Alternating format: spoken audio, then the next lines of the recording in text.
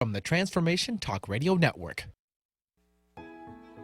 The vibration of change, that magical place where life shifts from struggle to ease, from stagnation to forward movement, from old ways of being to new ways of becoming.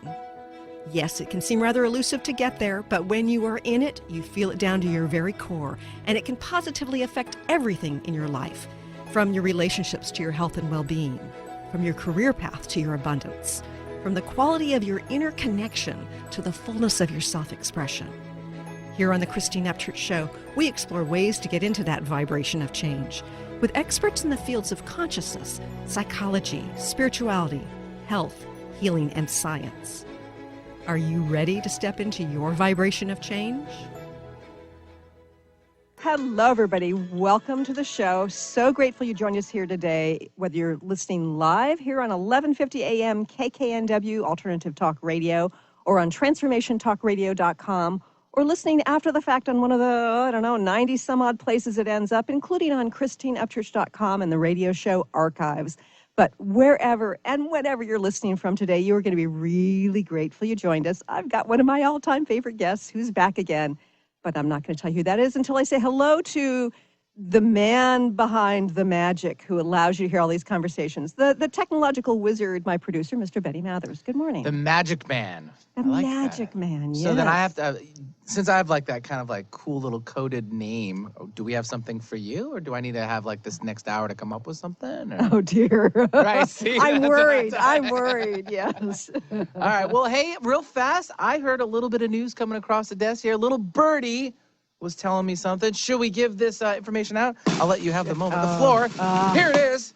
Well, I love the drum roll. Thank you very much. You're very much so. Yes, I've been invited to do a TEDx talk on the East Coast in Wilmington, Delaware, in the Philly area. Very good. Congratulations. And I'm really excited, too, because, I've been teaching for years. Mm-hmm. Some days, some conferences I've taught 4 days in a row, taught in front of large audiences as well.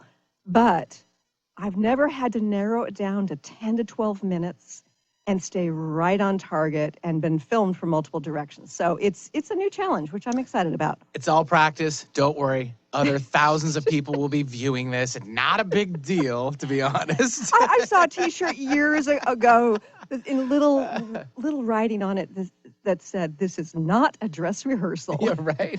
Well, our guest might give you a couple pointers or tips around I'm the sure scene, he would. So, he is an amazing man. And we were talking about Gregg Braden. He is, oh my goodness, he's a five-time New York Times best-selling author. He's internationally renowned as a pioneer in bridging science, spirituality, and human potential. In the early days, he worked with Fortune 500 companies, and he was sort of more technological back then. And he continues the sort of problem solving that he used to do, but he weaves now that into modern science and wisdom that he's learned about over his travels over the years.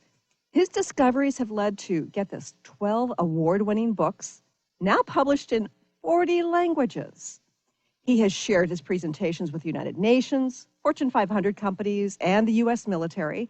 And he's featured in media around the world. And he's got 2018 nominee for the prestigious Templeton Award, which was established by the late Sir John Templeton to honor, and I quote, "outstanding individuals who have devoted their talents to expanding our vision of human purpose and ultimate reality." I would like to welcome our VIP guest today, Mr. Gregg Braden. Hi, Gregg. Oh, Christine, it's great to hear your voice. Thank you so much for inviting me back. I'm going to say hello to the Magic Man behind the scenes as well. Thank you. Yeah, Greg and I have stepped across many paths as well. So well, I appreciate all the magic that happens. And Christine, now I have to say congratulations on your TEDx talk. That is Thank you. Well, it's more than exciting. My question is, what are you going to talk about? Oh, well, it's interesting because it's not something I normally teach about, but I've sort of got the idea from the first chapter of a book that I'm working on. And that chapter is entitled On the Outside Looking In. But what the title of my TEDx talk is Feeling Like an Outsider, Embracing Its Gifts. So It's about when we feel like an outsider, whether we look like one or not, when we feel like an outsider or have felt like an outsider, there are certain potential benefits that we have gained that can not only serve us on our own individual paths, but serve us with the collective, evolution of our society. Well, I would love to be in that audience. I don't think I'll be able to, but it sounds really exciting. Congratulations, Thank and I you. look forward. Are they going to record this? We'll be able to see it after? Oh, yeah, they'll be on video. Okay. I look forward to seeing the video. I didn't mean to begin our interview by interviewing you, but I'm just I'm really excited for the TEDx talk. It is a very, very awesome way to be able to share your message. Yeah, thank you. And I'm excited for a new challenge. I'm just that kind of person. And I know you know all about it because you are an overachiever, Gregg. No, I'm not really an overachiever, but I was definitely an outsider when I was in the corporation. And I think it was actually, for me, I always considered it an asset because it gave me the opportunity to look at things from very unique perspectives and angles. I was a problem solver during times of crisis. During 1970s, it was the first energy crisis that we had, the oil embargo, and I was working in the energy industry. In the 80s, it was during the Cold War, which was a very frightening time, and in the history of our world as well as our nation. And the 1990s with Cisco Systems, when they were challenged with finding ways to connect all the different platforms that were the computer platforms that were evolving at that time, so that one computer system could talk to another.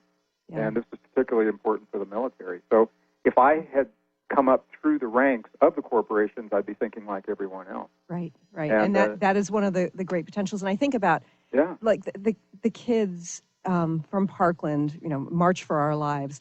They are outsiders in the sense that not many people have experienced what they've experienced, and they don't even get to vote yet. And yet they have helped shift some legislative direction, at least in Florida, and perhaps they'll do it nationwide. So, yes, outsiders, both individually and collectively, can indeed help change the world. Well, we didn't talk about where we were going to go with this conversation today, so I'm going to pick up on what you just said. I am less than 10 days back from an extended trip in the Middle East. And I had the opportunity to see firsthand what's happening in that part of the world, in the Holy Land and the Palestinian-controlled areas, as well as in Israel. And the first thing I'll say is it's not what you see on television, definitely. Really? But the hope that I really experienced was with the outsiders that people consider the young people. And everywhere we went, Christine, the young people coming from places that have traditionally been conditioned to not be involved with the emerging world. These young people, they want to be involved. They understand the history, they understand the past, and they understand what happened with their parents. But for them, they're ready for something new. They want to engage with the world at large. The internet is a huge part of this. They see on the internet, what's happening in the rest of the world, and they want that for themselves. And their eyes were just so bright, and they would come up to us everywhere we went, and of course, wanting to test their English. Sure. But they really, really aspire to participating and being a force. And in just a few years, they're going to be the voting bloc. And so that's exciting. It is. Well, I've always believed that peace is possible at any time, and peace can happen in a heartbeat. It's possible. Right. But the reality is there's so much hurt, and the hurt runs so deep throughout the world, not just the Middle East, and in this country as well, that it's difficult to implement that change with the people that experience the hurt. But as we move one generation away from that original hurt, it's a little easier for the young people here in this country and in the Middle East and other parts of the world as well. They're not denying the history of their nations or their families, or what's happened politically. They're just saying we're ready for something more. We're ready to move on. And so I think what we're seeing happening in America, if Americans are not aware of what's happening in other parts of the world, it's not just an American phenomenon.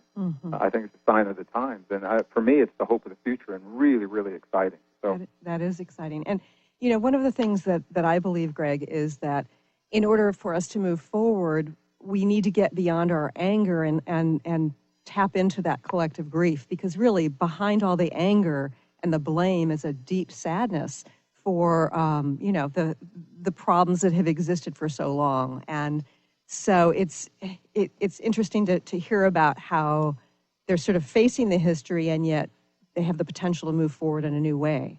Well, it is, and I'm going to segue right into the new book.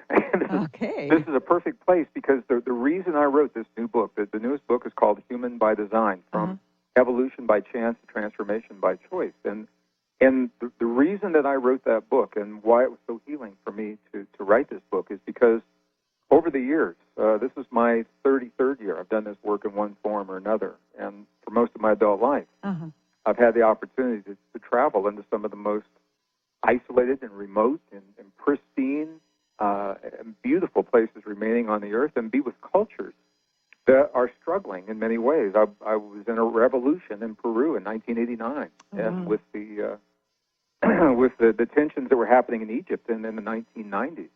I've been in spent time in Tibet, and the ongoing turmoil that's still there I witnessed firsthand in the 1990s and early 2000s. And as different as all of those things are, and here in our country, the hate crimes based upon sexual orientation or religion or the color of our skin or cyberbullying, the epidemics of drug abuse, as different as all of these things are, what I realize, Christine, is they're only possible because of the way we have been taught to think about ourselves and our relationship to the world, ultimately our relationship to the cosmos. And much of that thinking is based in a 300-year history of science that is now, we know, based upon false assumptions.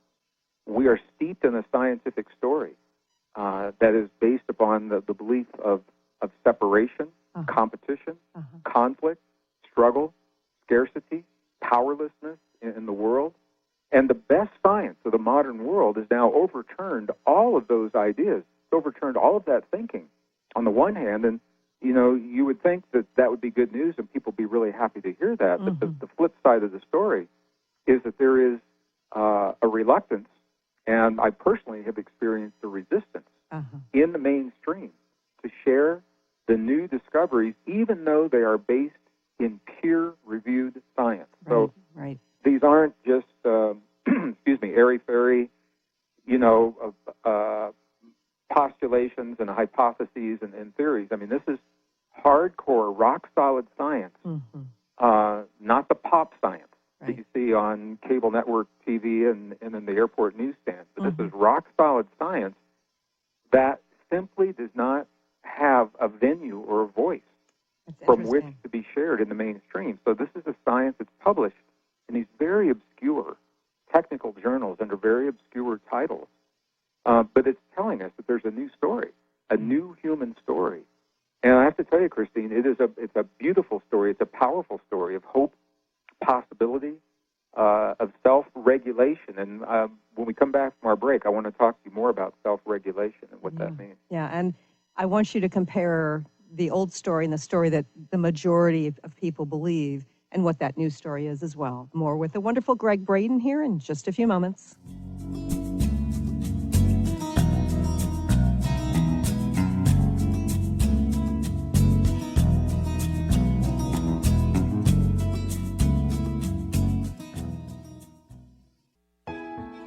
The vibration of change, that magical place where life shifts from struggle to ease, from stagnation to forward movement, from old ways of being to new ways of becoming.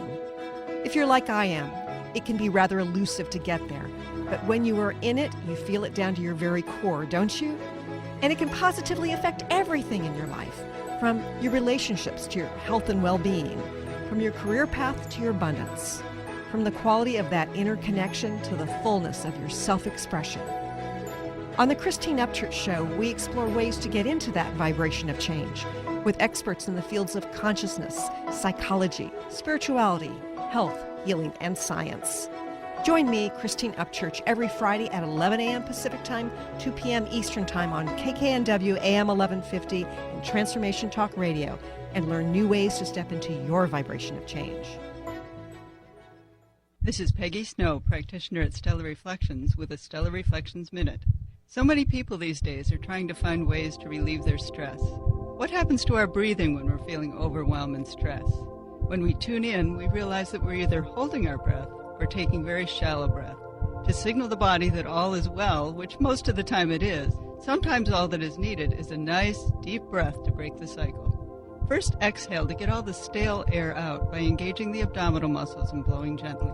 Next, take a nice full breath in, feeling it fill your body all the way down to your hips. Release fully and enjoy the freedom of movement. Notice how your body feels. Do you feel refreshed? Calmness is only a breath away. This has been a Stellar Reflections Minute. For more information about what we offer at Stellar Reflections, visit us at stellarreflections.com or call 425-999-9836. That's 425-999-9836. How many times do you find yourself saying, "It was nothing"? Next time someone tells you "great job," you'll know how to accept it and not deflect it by listening to Courage to be Seen Radio with host Sherry Clark. Sherry Clark is an experienced global engineering leader, coach, and mentor. From her experiences one-on-one coaching to corporate consulting and executive coaching, Sherry has learned many women need at least 3 things to discover and face success. Learn about the ACES program, how to survive male-dominated fields with grace and authenticity, and reach the top without ever once giving up on who you are. Courage to be Seen host Sherry Clark explores the awesome power of your entire self. Check out her website, couragetobeseen.com, and listen to the first Tuesday of the month at 11 a.m. Pacific with host Sherry Clark. You have the courage to be seen. See you later.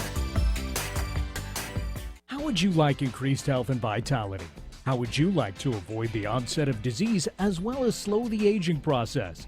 This is all possible through a simple, safe, and natural process. Every day we are either moving toward wellness or away from wellness. Hi, I'm Mary Jane Mack. I'd like to be your partner in achieving optimal health. Contact me now at maryjanemack.com or call 425-392-0659. Visit maryjanemack.com. You're listening to an encore presentation from the Transformation Talk Radio Network. Along the timeless sea, we have not been the same since you came, and we won't ever be.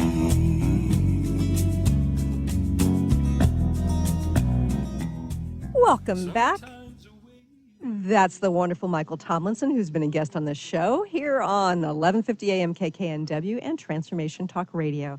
You know, I'm so lucky today. I'm having a conversation with Gregg Braden. And Gregg, you know, we're going through a stage now where we seem to be illuminating a lot of truth, the truth of government corruption, the truth of the toxins in our food, the truth of the science behind our spiritual nature. And you are helping us to illuminate the truth about our history. Now, before the break, you said there is hope, but I'd like you to sort of compare the our current understanding of history in terms of what's widely accepted and what the obscure but peer-reviewed, you know, evidence-based truth is that contradicts the well-known truth. I'd love to, and I'm just going to begin. I'm going to say before I share these discoveries that I am a scientist. I'm a degreed geologist with a strong background in the life sciences, so molecular biology, molecular chemistry, invertebrate paleontology, those kinds of things, and that has given me the opportunity and the skill set to look into these very obscure scientific journals to see what the discoveries are telling us. And I have to tell you, share with your audience, that what is being revealed is very, very different from what I was led to believe. When I was growing up, when I was in school in the 1950s, 60s, early 70s, the story that I'm about to share right now flies right in the face of everything that I was taught in universities, that I was taught even in the corporations when I was working. And it all begins with us, Christine, and our origin. We've been steeped in a story, a scientific story that was first introduced in 1859 by Charles Darwin, and I know many of our listeners at least are familiar with the general idea. They may not have the specifics, but the general idea of the story is that we are the product of essentially a fluke of biology and a random process that just happened in a very very fortunate way, where just the right conditions precipitated just the right atoms and molecules that came together in just the right time to produce simple forms of life that evolved slowly, gradually over long periods of time to produce us as we are today. And that story it's still being taught in the classroom today, even though the evidence no longer supports that story. Wow. So where this comes into play with the conversation that we're having is that the story of the human story, as it is shared through mainstream academia today, it's a very sterile sounding story, and it loses the value of human life. And when we look at all of the things that are happening, the atrocities that we just talked about, the horrors of what are happening to people today, whether it's in our own country or other countries, whether it's individuals and taking their own lives or destroying their own lives through addiction, or the way that domestic abuse, and as I mentioned, cyberbullying and the hate that is precipitated throughout the world. All of these are only possible because we've been taught to think of life in a way that takes the value from life. And where the new discoveries, I think, are so powerful is they are telling us that while evolution is a fact, and as a geologist I've seen it in the fossil record for many forms of life, it breaks down when it comes to humans. Now, the physical evidence has never supported the story, and that has been an ongoing argument, for 150 years. Interesting. Since the theory was introduced. There wasn't the evidence, really. Well, the physical evidence, Darwin introduced this theory 150 plus years ago, and the physical evidence has never supported it. If we look at what are the familiar evolutionary family trees, and you can go to a website, for the Smithsonian or, somewhere like that. So this is the official charts, where you see humans at the top of those family trees, and then you see these lines that connect us to other forms of life that are believed to be our ancestors. Those lines are typically broken or dashed lines. And the legend of the chart is very honest. It tells you that these are inferred or speculative relationships. They are believed to exist, even though the physical evidence has never been found. So that's always been a problem. And if that's all there was, we wouldn't be having this conversation. I wouldn't have written the book.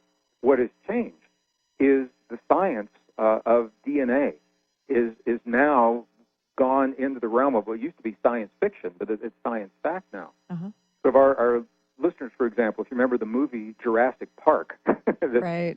The science fiction part of that was that they took the DNA, they extracted the DNA from the fossilized remains of ancient forms of life, and in the movie, they brought them back to life. To the best of my knowledge, we've never done that. Right.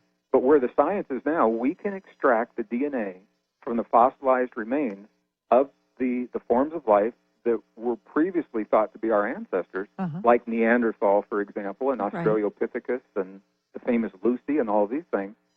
And what the DNA is telling us is that they're not our ancestors. Wow. There's not enough overlap. So I just specific example. 1987, a discovery was made in northern Europe of a Neanderthal infant, a baby Neanderthal girl, buried deep in the earth, preserved in a way that has never happened before and we've never seen since.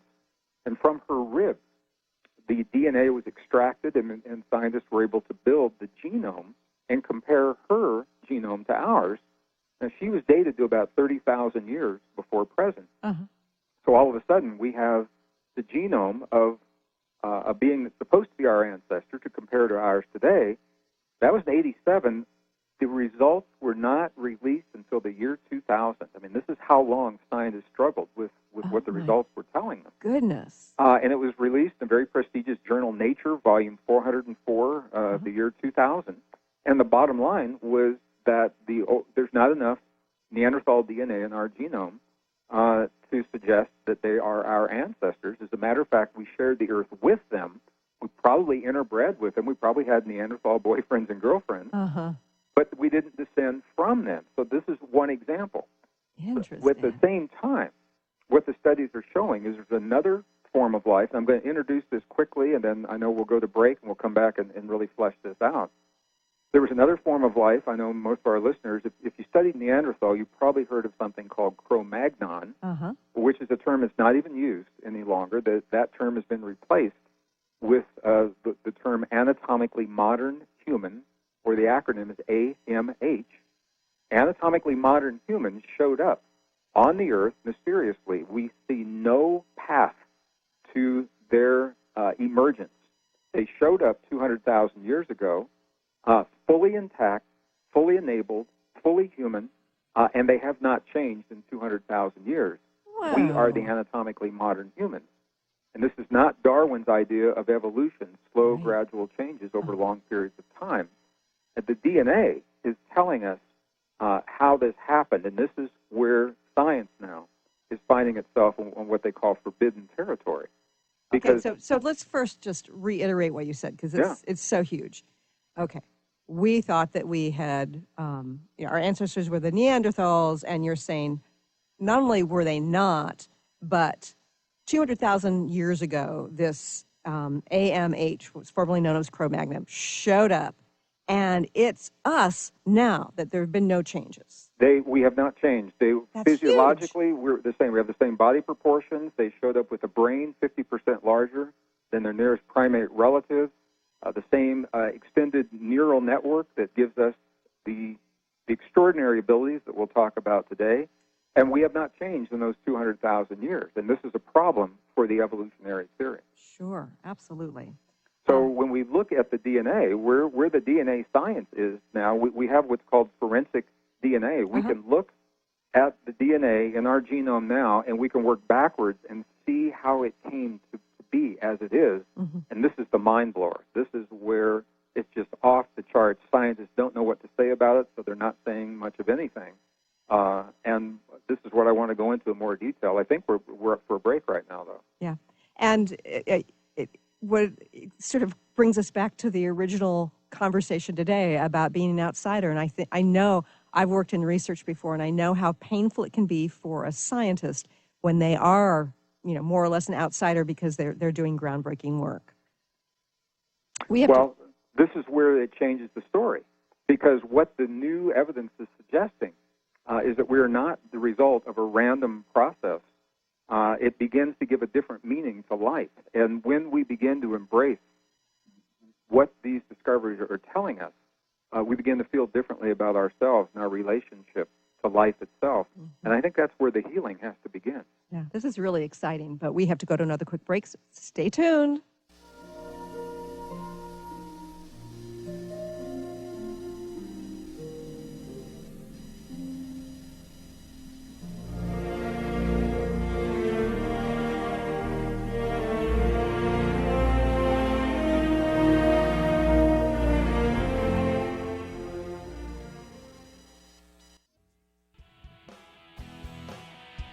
I'm Christine Upchurch, and this is a Stellar Reflections Minute.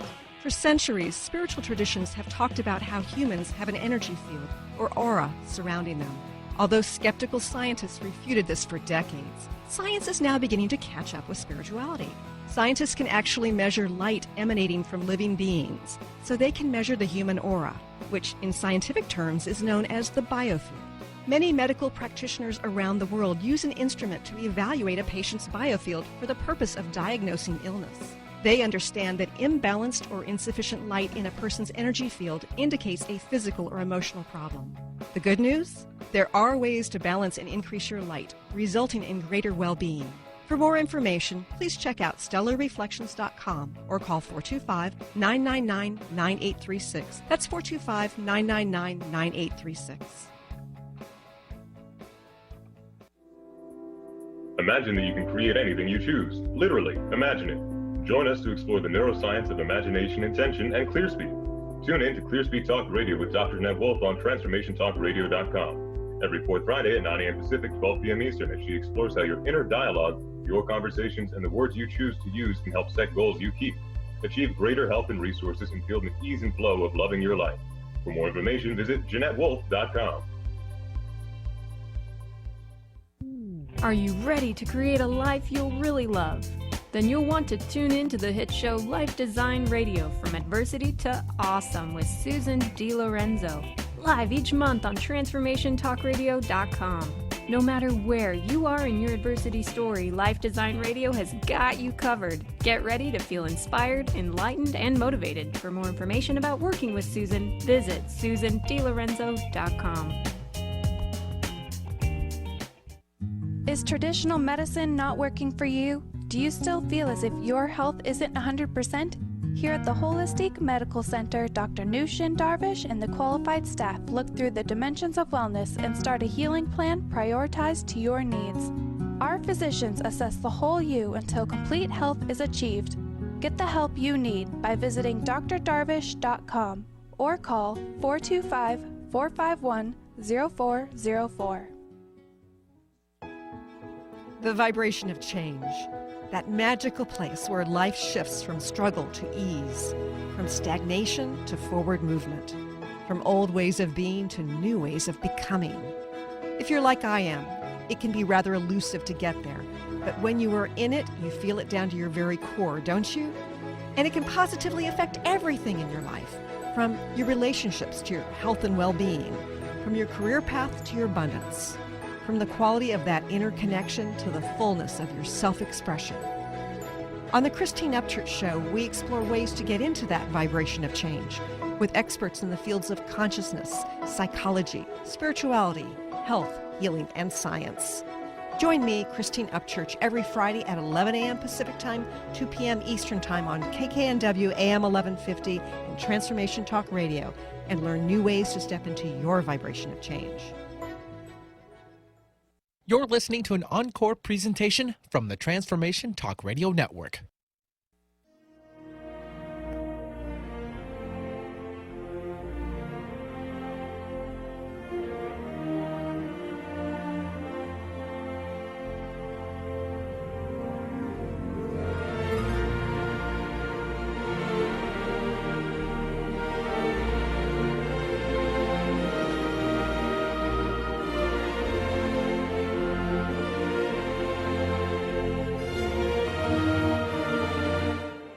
Welcome back to the Christine Upchurch Show here on KKNW, 1150 AM in the Seattle area and Transformation Talk Radio around the world. I am talking today to New York Times bestselling author, 12 times, I believe it is. No, 5 times, but he's got 12 books. I don't know. I lose track. There's so many high numbers here when it comes to Gregg Braden and his authorship. And Gregg here has been talking about how our history isn't what we think it is. And we were just getting to some of the good stuff about what the forensic DNA shows and what that means for us today. Absolutely. Well, I think it's important to keep all this in perspective. And once again, I'm a scientist. This is very different from what I was trained or taught to believe.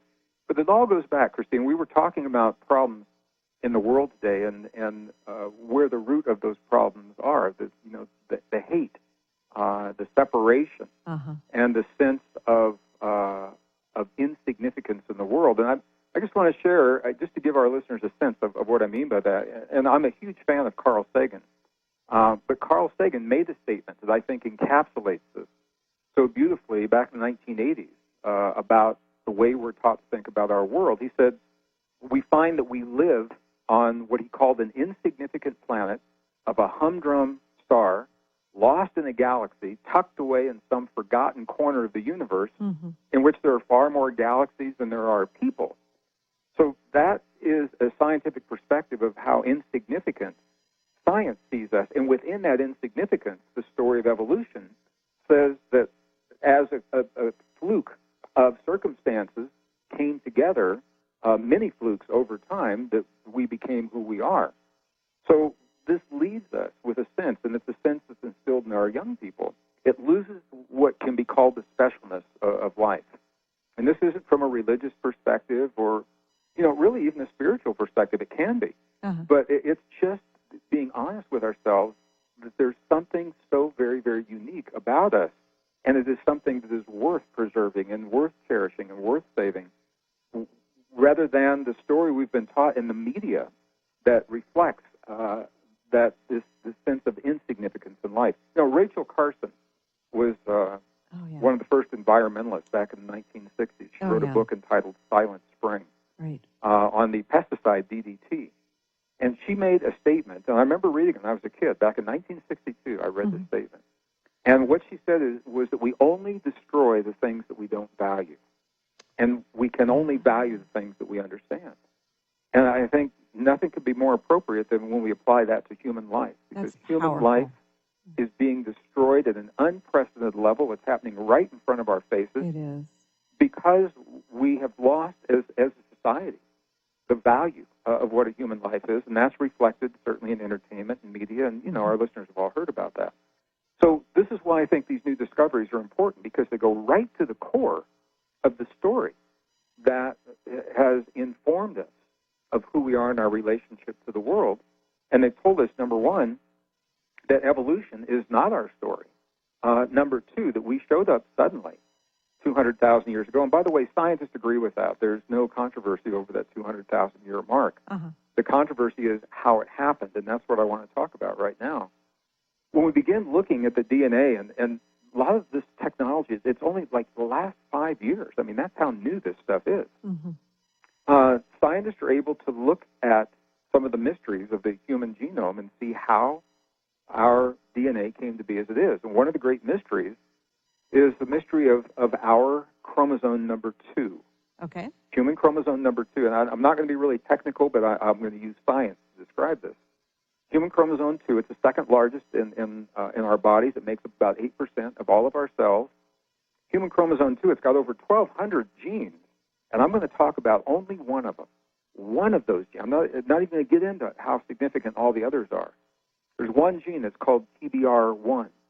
And it is the gene that's responsible for the brain that we have that's 50% larger than any other primate, any chimp or any orangutan. We share our DNA with them. Over 95% of our DNA, 98%. But we have this large brain. And scientists think, well, how did this chromosome come to be? Well, this is where it gets really interesting. Our human chromosome 2 is the result of an ancient fusion of pre-existing DNA. And number one, the fusion happened in a way that does not happen in mammals. It has never been seen in mammals the way that it is in human chromosome number 2. And I talk about it in more detail in the book. So the fusion was important. But even if you say the fusion, maybe it did happen, it was rare, but maybe it happened, it's what happened after the fusion that tells the story. Because after the fusion occurred, the result was tweaked. It was modified. It was streamlined. There were certain things, certain characteristics that were turned off, certain that were turned on, so there was not redundancy in this fusion.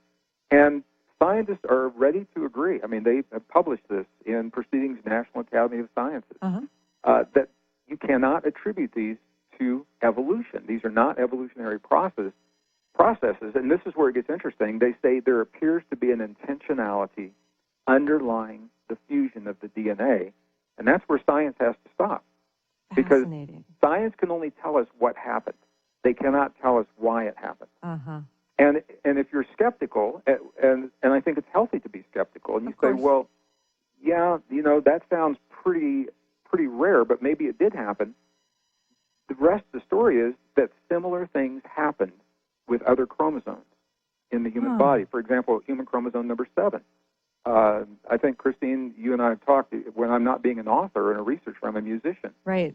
And one of the things I've always wondered as a musician is if we share 98% of our DNA with a chimpanzee, why can't a chimpanzee sing? Why can't a chimpanzee sing Stairway to Heaven?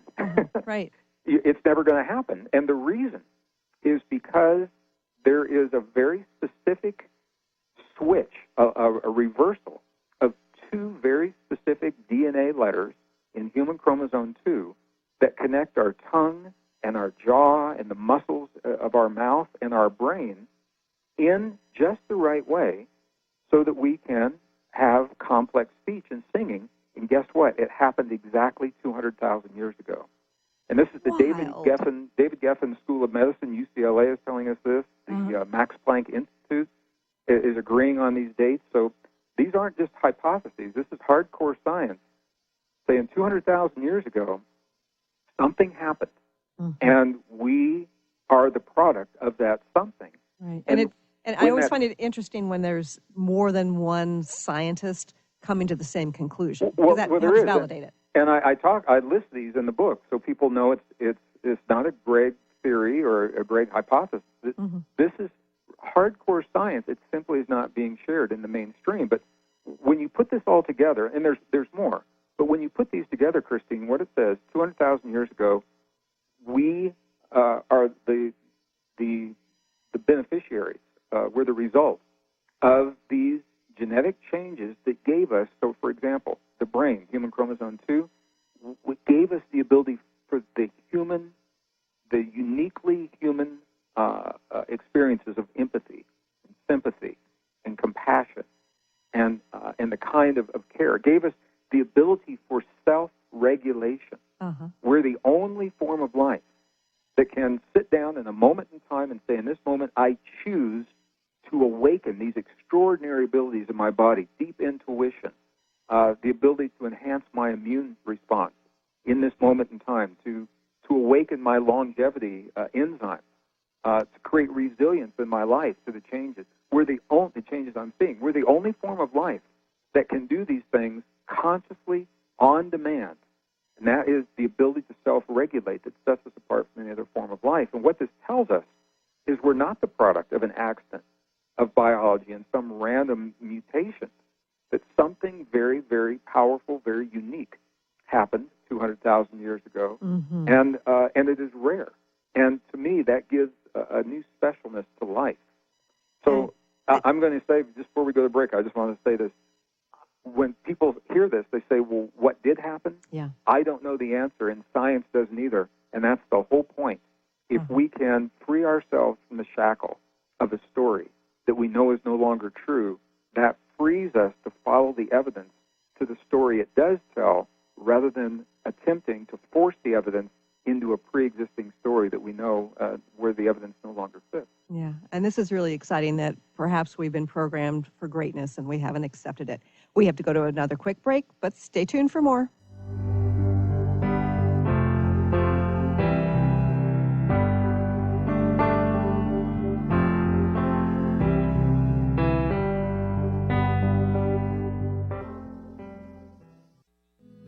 I'm Christine Upchurch, and this is a Stellar Reflections Minute.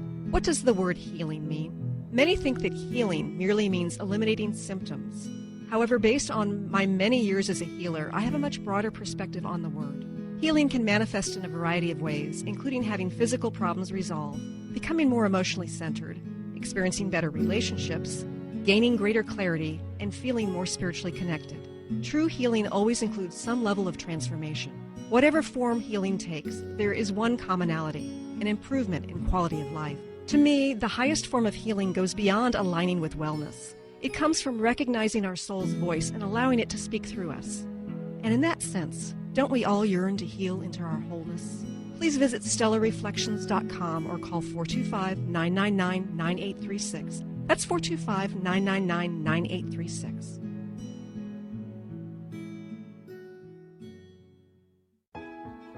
The vibration of change, that magical place where life shifts from struggle to ease, from stagnation to forward movement, from old ways of being to new ways of becoming. If you're like I am, it can be rather elusive to get there, but when you are in it, you feel it down to your very core, don't you? And it can positively affect everything in your life, from your relationships to your health and well-being, from your career path to your abundance, from the quality of that inner connection to the fullness of your self-expression. On the Christine Upchurch Show, we explore ways to get into that vibration of change with experts in the fields of consciousness, psychology, spirituality, health, healing, and science. Join me, Christine Upchurch, every Friday at 11 a.m. Pacific Time, 2 p.m. Eastern Time on KKNW AM 1150 and Transformation Talk Radio, and learn new ways to step into your vibration of change. Have you been seeing numbers like 111 and 222 everywhere you go? Do you feel that the universe may be trying to get your attention, perhaps offering a message of some sort? As it turns out, numerical patterns in certain types of geometry form the very fabric of our reality, from cells under a microscope to the astronomy of our night sky. At Stellar Reflections, we offer special sessions which tap into these patterns, designed specifically to support you on your journey.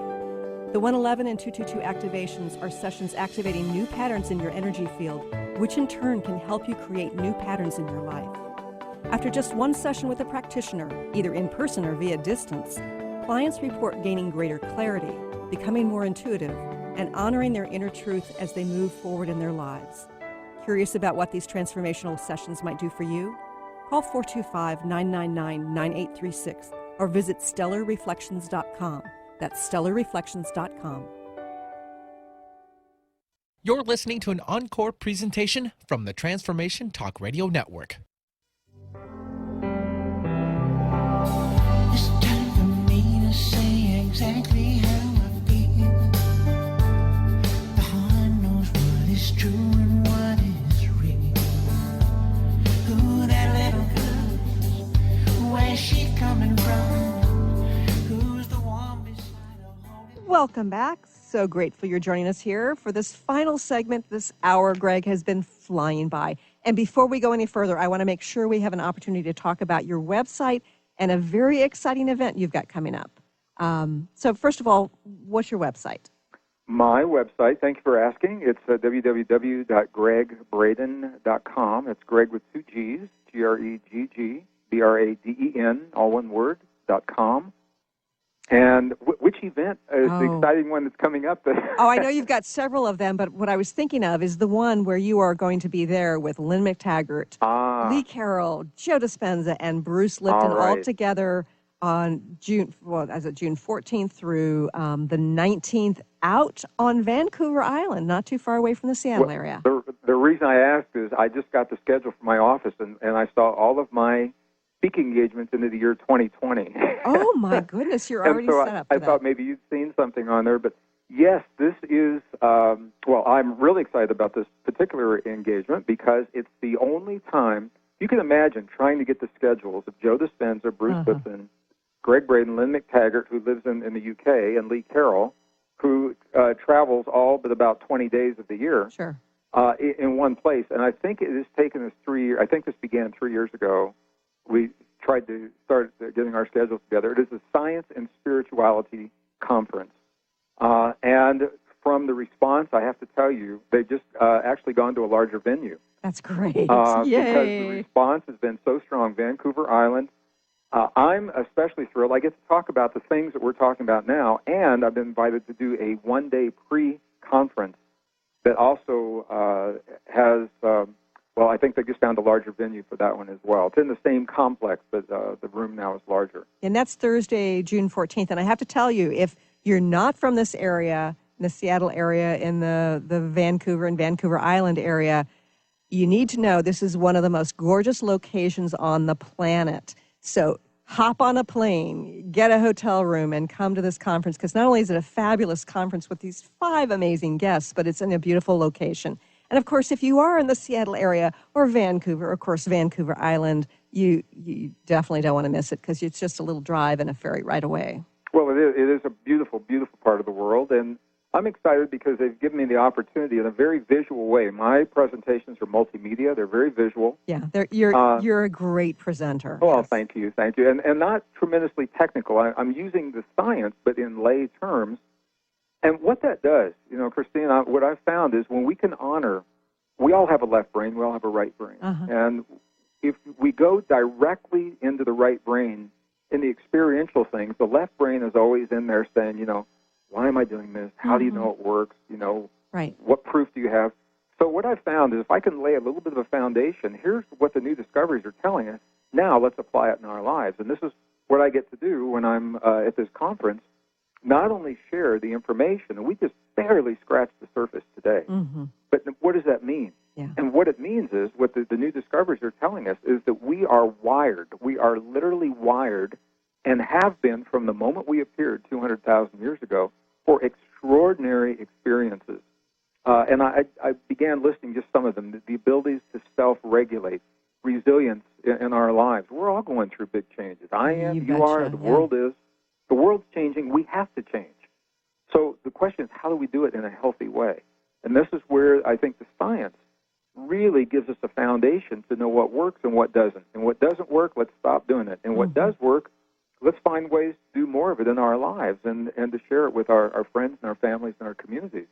So resilience is a part of that. Right. We all want to be healthy, and longevity is a part of that, because if we have our longevity enzymes enabled, it means that we are healing day by day by day, and the healing and the immune response is part of that.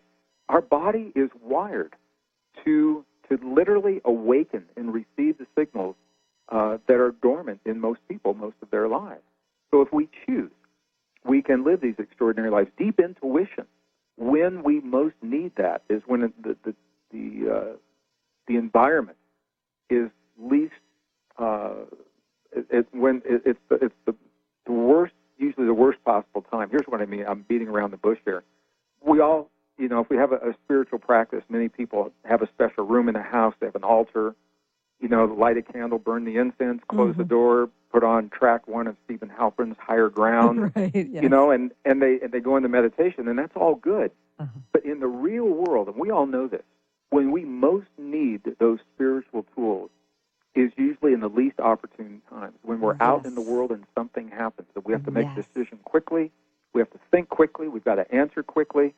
We don't have time to do those other things, and how do we do that? Right. Well, our bodies are literally wired for that. So I'll be sharing a technique and actually have the experiences in the room so that we can awaken these extraordinary abilities that in the past, Christine, were believed to be relegated to mystics and yogis and healers and curanderos and shamans living in jungles or mountaintops, half a world away. And you can do that. And, it can be fun to do that. But we can also do these things in our living rooms, or in the case of this event, we'll do this in the presence of about 1,000 people in the room where we can build on that collective energy. And that's what's really beautiful. And I love that you also offer techniques that people can take home, because I think we're at a stage right now where the name of the game in order to shift things on the earth is to integrate our gifts into the moment-to-moment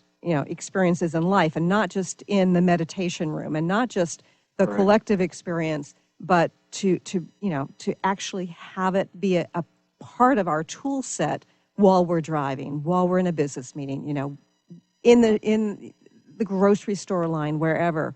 And I think it's great that you're offering people approaches to that. I agree. No, it's what we're talking about doing is making what in the past has been considered extraordinary, making it ordinary. I love that. In our everyday lives. And for me, I just want to close. We covered a lot of ground today, and I know it's a very different way of thinking for many people.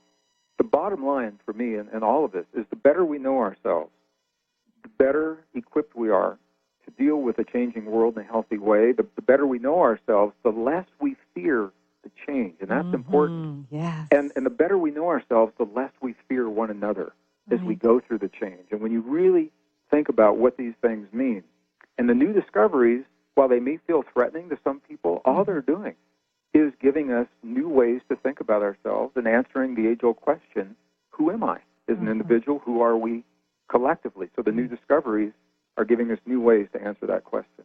And I think that there are a lot of people afraid to even ask, who do I want to be? Who do I want us to be? Because they're afraid of being disappointed. But what you're saying is we're wired for that greatness. Not only wired, the last piece, the better we know ourselves, yes, the less we fear change, the less we fear others, but perhaps most importantly, the less we fear ourselves. And the less we fear the power that is at our fingertips, innate within our being, to do just what we've been talking about, to self-regulate and master the conditions of our daily lives so that we are not defined by the hardships. We all go through hard times, and the question is, do we allow those hard times to define us in life and to become the walls and limitations? Or do we allow those hardships to inform us of greater potential and then awaken that potential to carry us beyond where the hardships have left us And it's a personal choice, and there's no right, wrong, good, or bad. For those who choose to move beyond the hardships, this is the kind of information that gives us the ability to do just that. What an incredible message and what incredible work you do, Gregg. And I want to mention again, GreggBraden.com, GreggBraden. And I'm sure he's got the conference, the Science and Spirituality Conference link there. And you can also go to shalohaproductions.com about the Science Spirituality Conference. Gregg, thank you so much for joining us here today. I love talking to you, and I'm so excited about your work. Thank you for having me back. You know, we're a great team. We've done this before, and each program is a little different. We go a little further. So I appreciate that, and congratulations to you on your TEDx. I'm going to be watching for it. And I won't use the first name. I'll just say mystery magic man behind the scenes. Thank you for making these connections possible. I love you all, and Thanks, I Gregg. look forward to our next. And thank you for joining us here today. We do this show for you, and I look forward to talking to you again soon. Thanks so much for tuning in today. If you'd like to empower yourself to step further into your vibration of change, please visit my website at christineupchurch.com, where you can learn more about my insights, upcoming events, and private sessions.